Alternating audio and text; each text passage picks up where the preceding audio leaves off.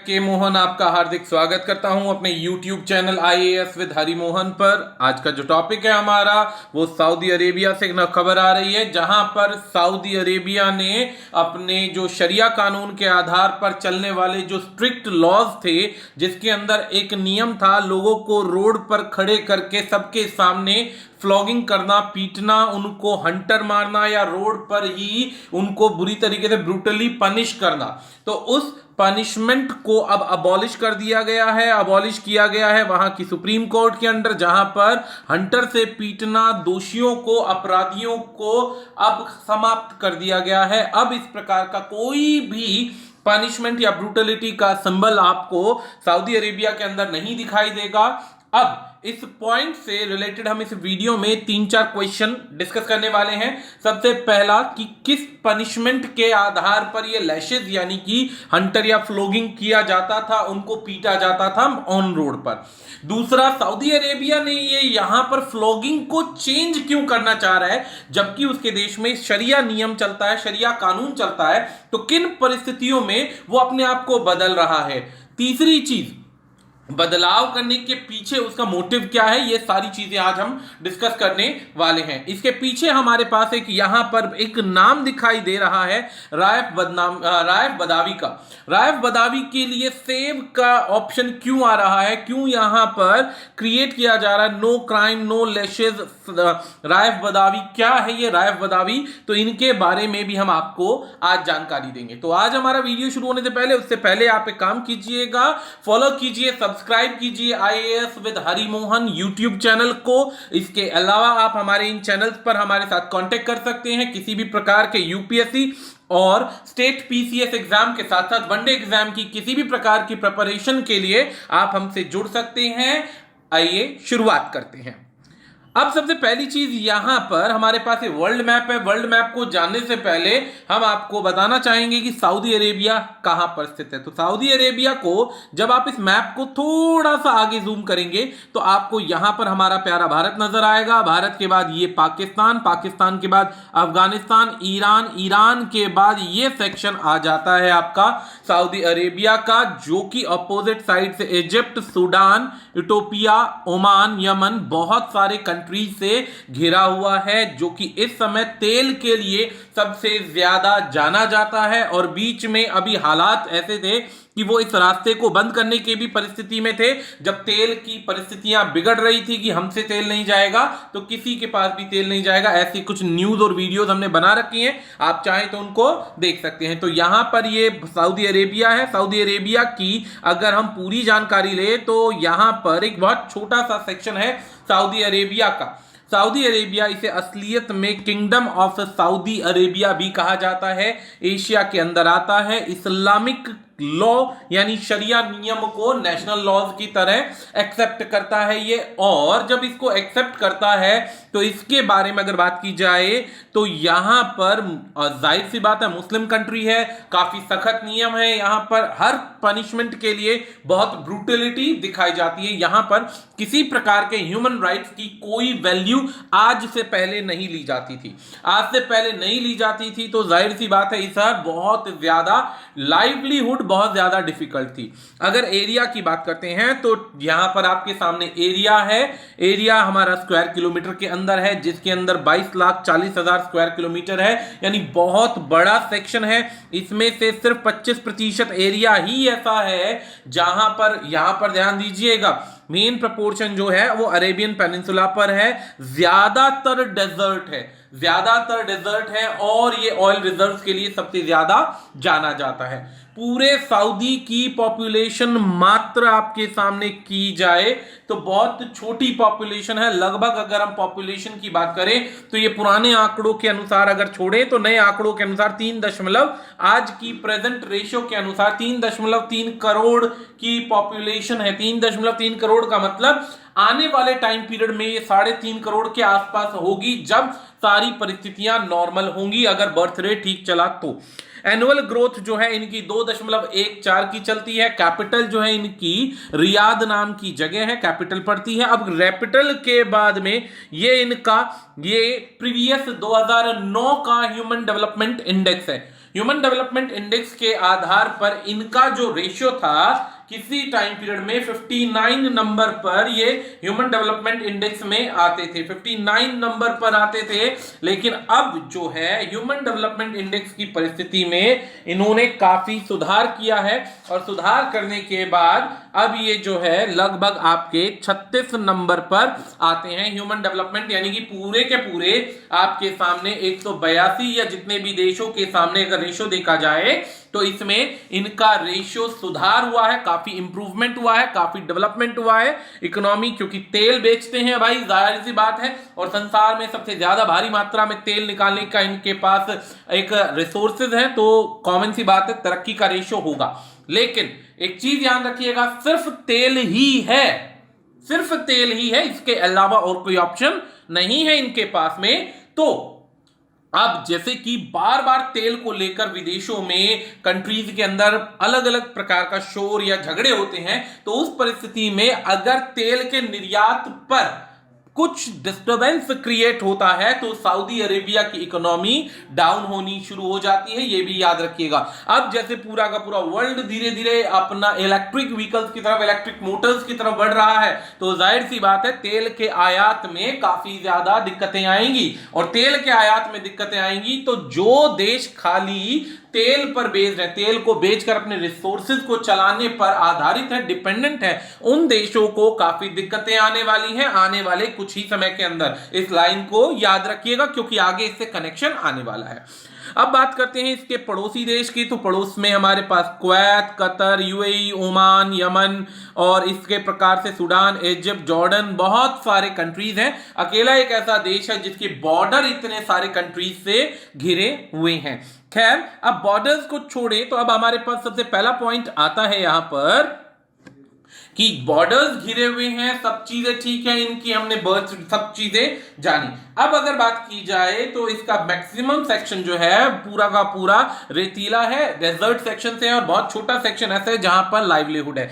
अब इस परिस्थिति के अंदर भी सऊदी अरेबिया के आज से प्रीवियस नियमों को समझिए। सऊदी अरेबिया में सबसे पहली चीज, महिलाओं को किसी प्रकार के अधिकार नहीं थे, ना तो वो अकेले ड्राइव कर सकते थे, ना सरकारी सुविधाओं को प्राप्त कर सकते थे, अपने दम पर पुरुष साथ में होना चाहिए, पति साथ में होना चाहिए, तभी उनकी बातों को पुरुष के द्वारा सुना जाएगा, उनकी खुद की कोई वैल्यू नहीं होगी, ना ही वो अकेले कहीं ट्रांसपोर्ट से आना या जाना आवागमन कर सकते हैं। प्लस इस प्रकार से बहुत सख्ती थी, बहुत सख्त नियम थे, इतने सख्त नियम थे कि आप इमेजिन भी नहीं कर सकते। लेकिन अब बदलाव आने लगा, हमारे पास नए राजा किंग सलमान आए। सलमान जो नए राजा आए, इन्होंने ऑपरेटिव सिस्टम को बदलने का प्रयास किया और महिलाओं के अधिकारों में काफी सारे बदलाव दिए। महिलाओं के अधिकार में बदलाव देने के पीछे क्या कारण है वो समझ लीजिएगा। अब सबसे पहली परिस्थिति आती है कि अब सऊदी अरेबिया का जो प्रिंस है और वहां की गवर्नमेंट है, एक पॉइंट समझ चुके हैं कि खाली तेल को बेचकर अपने देश की डेवलपमेंट को ये ज्यादा आगे नहीं बढ़ा सकते। इकोनॉमी पर कहीं ना कहीं इनके देश के रूल्स और रेगुलेशंस के बिहाफ पर, इनके देश की लाइवलीहुड के बिहाफ पर, यहां पर डेवलपमेंट के लिए या विदेशों में प्रोग्रेस के लिए बाकी कंट्रीज इनका सपोर्ट नहीं कर पा रहे हैं। जब बाकी कंट्रीज इनका सपोर्ट नहीं कर पा रहे हैं तो इन्होंने अपनी प्रॉब्लम्स को नोट किया। प्रॉब्लम्स को जब नोट किया तो यहां के नियम और कानून इतने सख्त हैं कि कोई भी यूरोपियन कंट्री या कोई भी विदेशी कंट्री इनके साथ, इनके देश में आकर यूनिवर्सिटी, ट्रेड और इन सब चीजों को नहीं बढ़ाना चाहता। तो अपनी इमेज जो है इनकी डिटीरियोरेट होती जा रही है दर प्रदर। अब ये चाहते हैं अपने आप को इकोनॉमी में सुधार लाने के लिए लिबरलाइजेशन की तरफ बढ़ना। इस पॉइंट को ध्यान दीजिएगा, इकोनॉमी में सुधार लाने के लिए लिबरलाइजेशन की तरफ बढ़ना चाहते हैं, लेकिन लिबरलाइजेशन में तभी बढ़ेंगे, इकोनॉमी में तभी बढ़ेंगे जब देश के अंदर अलग अलग चीजों की सुधार होगा, नियमों में सुधार होगा। सपोज कीजिए ये विदेशी कैम्ब्रिज या ऑक्सफोर्ड यूनिवर्सिटी को अपने देश में लाना चाहते हैं। अब कैम्ब्रिज और ऑक्सफोर्ड तो तभी आएंगी ना जब यहां पर विमेन सेफ होगी, यहां के रूल्स थोड़े सॉफ्ट होंगे, हार्ड पावर की तरह ये सामने नहीं आएगा और जो ह्यूमन राइट्स हैं वो बराबर दिए जाएंगे।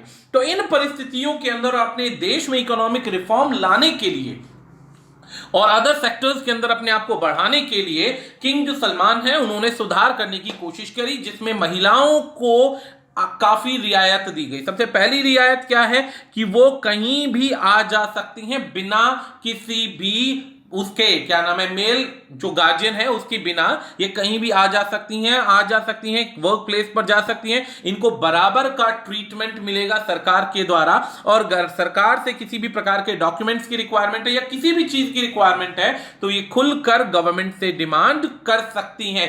पहले ये काम जो था सिर्फ पुरुष करता था, औरतों को अलाउड नहीं था।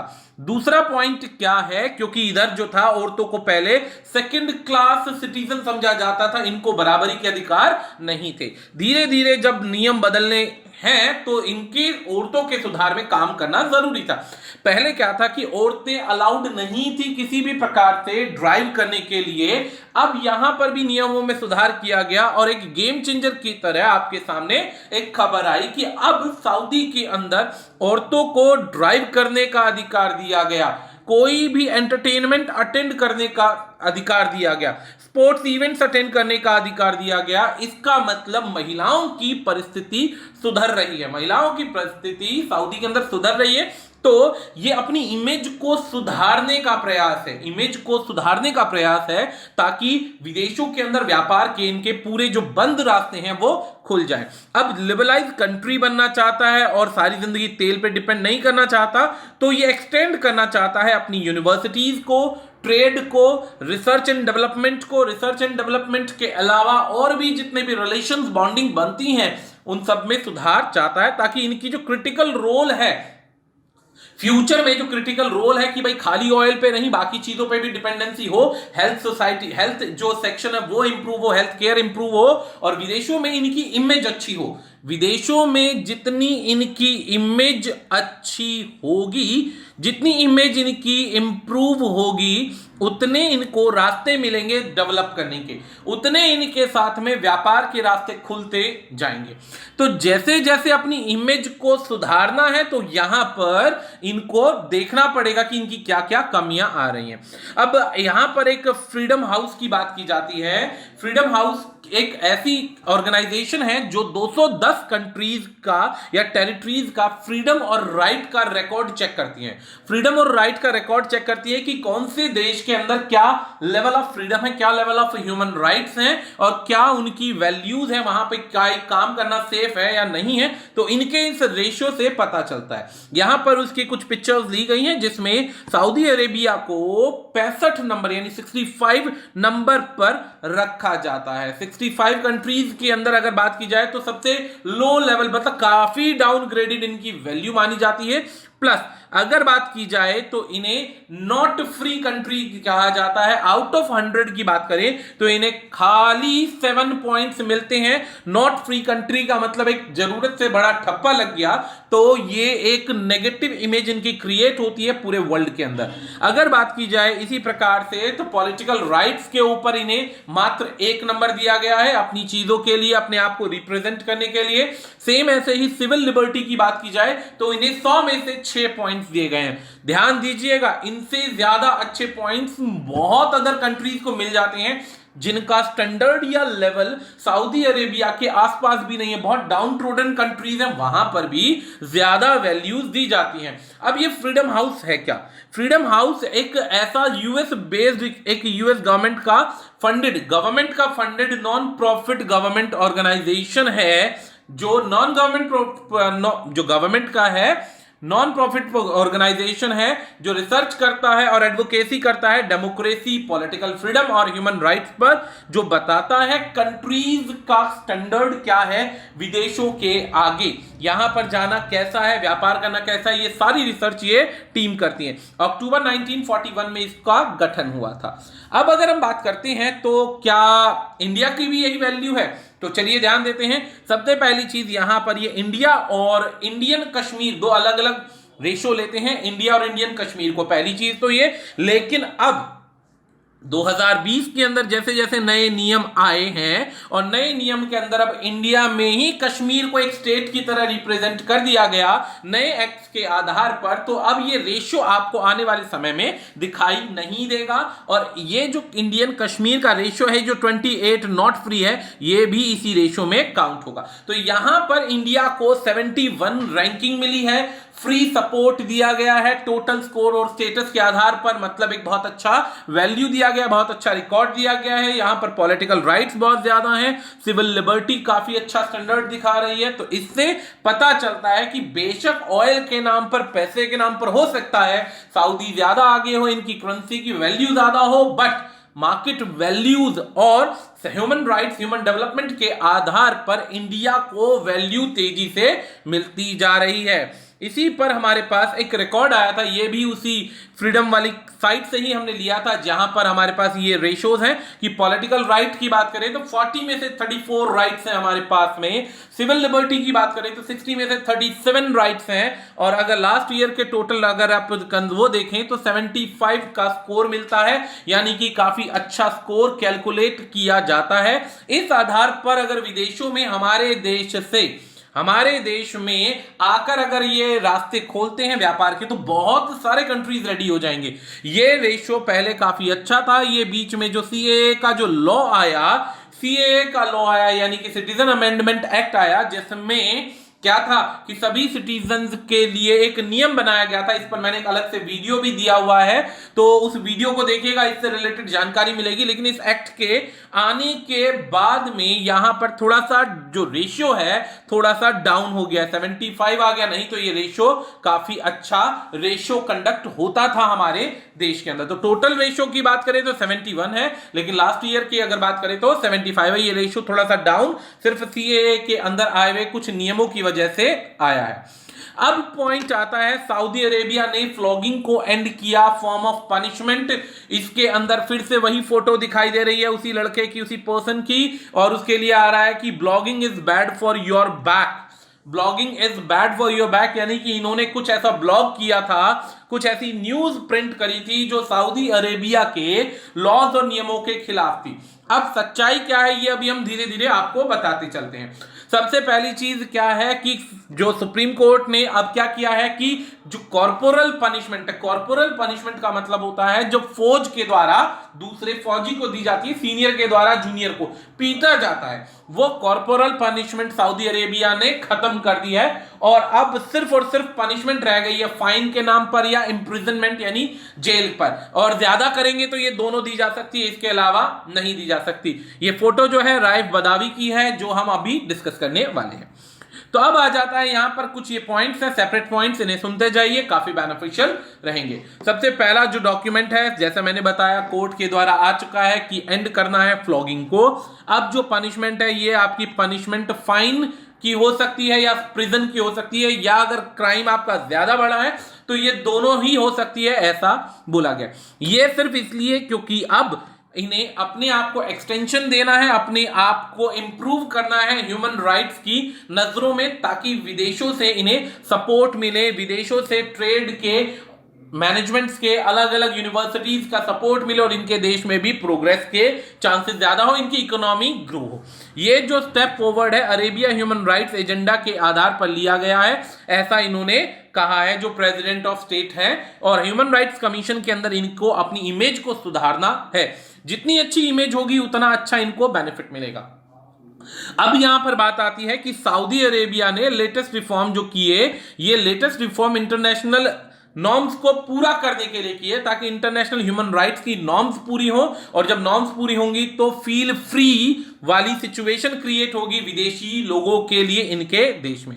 अब ये परिस्थिति जो है, ये परिस्थिति जो ज्यादा हाईलाइट कब हुई, इनकी हालात जो थे ज्यादा बुरे कब हुई। देखिए शरिया नियम के बारे में ऑलमोस्ट पूरा वर्ल्ड जानता है, खाली इंडिया नहीं पूरा वर्ल्ड जानता है। ये बात तब ज्यादा सामने आई जब एक सऊदी का ब्लॉगर था राइफ बदावी जो था, इनके बारे में कहा जाता है कि एक ऐसे व्यक्ति थे जो अपनी साइट पर ब्लॉगिंग करते थे, और ब्लॉगिंग जब करते थे तो ब्लॉगिंग यानी जब लिखते थे तो ये सिर्फ और सिर्फ एजुकेशन को लेकर लिखते थे, एजुकेशन के बाद करप्शन को लेकर लिखते थे, करप्शन के अलावा ह्यूमन राइट्स के लिए कुछ लिख देते थे, लेकिन इन्होंने कभी भी रिलीजन के खिलाफ कुछ भी नहीं लिखा। लेकिन कुछ पॉइंट्स पर इन्हें ऐसा लगा कि रायफ बदावी ने इनके शरिया नियम का उल्लंघन किया है, इस्लाम को बदनाम करने की कोशिश करी है, इसीलिए इन्हें अरेस्ट किया गया 2014 में, जिन पर 1000 कोड़े मारे गए, 10 साल की सजा का प्रावधान दिया गया। 1000 कोड़े मारने के बाद